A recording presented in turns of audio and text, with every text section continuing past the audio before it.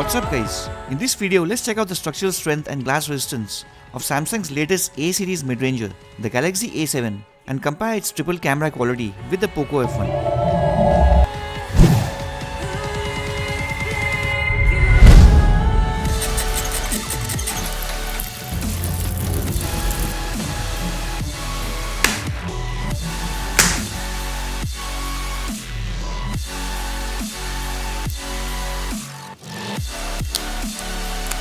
The Samsung Galaxy A7 actually looks premium with a lightweight in-hand feel and a shiny glass finish, which is expected of an upper mid-range A-series device.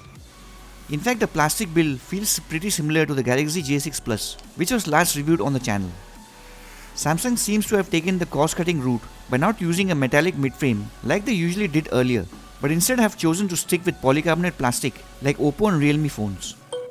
And because of this, the phone feels very light in weight at just 168 grams and a thickness of only 7.5 mm.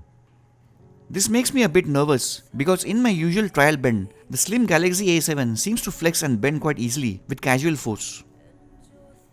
So let's hope it does not snap in half like the failed Redmi Y2 or end up with a broken mid-frame like the Honor 9 Lite. Software wise, things get much better with Samsung's homegrown Exynos 7885 processor, which is far smoother than a Snapdragon 425 on the Galaxy J6 Plus. The 14nm chipset handles apps and casual browsing with ease and mostly a lag-free experience. And unlike the J6 Plus, it can play heavier games like Asphalt 8 at the highest graphics settings. So in the performance department, the Galaxy A7 is pretty good and has no issues.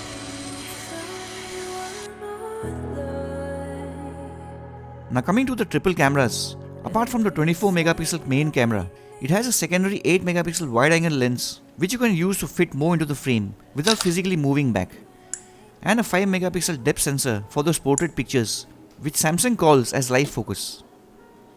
There is also a depleted Pro mode where only the exposure levels and ISO can be manually adjusted if you are trying to get that perfect shot.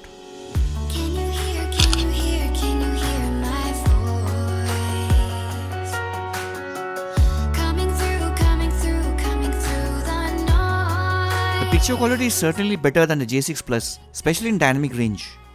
You can get great shots with the A7 with bright images, good detail levels and close to natural colors without too much processing going on. Compared to the Poco F1, the main difference lies in the software processing of the white balance, color saturation and tone. So it depends on your personal taste which one you like better, though the pictures from the Poco are more contrasty in nature.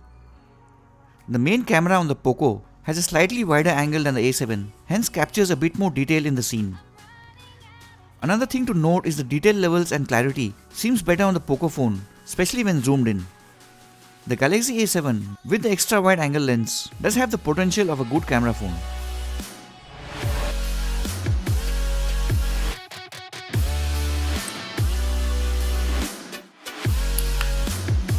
Starting with the scratch test, let's rub this unnamed glass protection on the Galaxy A7 with common items found in pockets such as keys and coins, and lastly with the heavy-duty box cutter. The keys and coins may leave light marks even on high-quality Corning glasses, but the blade gives an accurate review about the quality of the glass provided on your devices. Poor quality glasses used on devices like the Galaxy J6, Realme 1 and the Oppo A3s all ended up with ugly scuff marks, whereas the blade is unable to cause any damage in higher quality glasses. So let's find out if the Galaxy A7 is able to survive the blade abuse.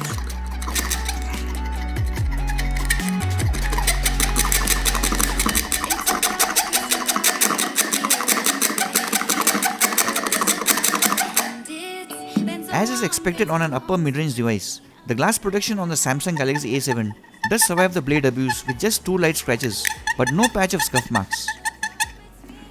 Now moving on to fun stuff, the bend test. Let's find out how this plastic slim design on the A7 holds up to my bend force. Will it survive like the J6 Plus or fail like the Redmi Y2?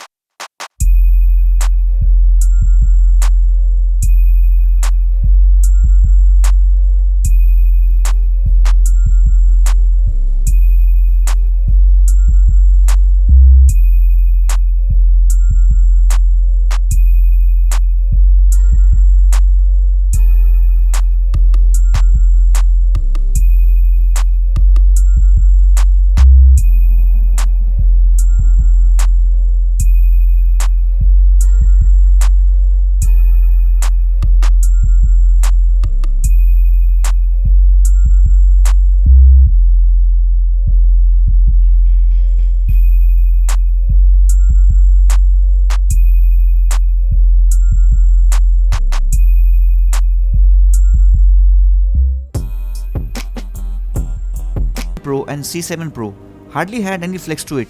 But as you can see, the Galaxy A7 will get extremely bendy in accidental force, even more than the J6 Plus. It flexes a lot and stays slightly bent, but surprisingly does not snap into two and survives the bend test. It seems like this is the slimmest the Galaxy A7 can go to survive.